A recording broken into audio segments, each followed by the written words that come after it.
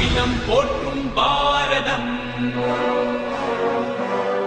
இது இணையில்லாமா காவியம் தர்ம அதர்ம வழியினிலே நன்மை தீமைக்கு இடையினிலே விளையும் போரினில் சத்தியம் வென்றிடுமா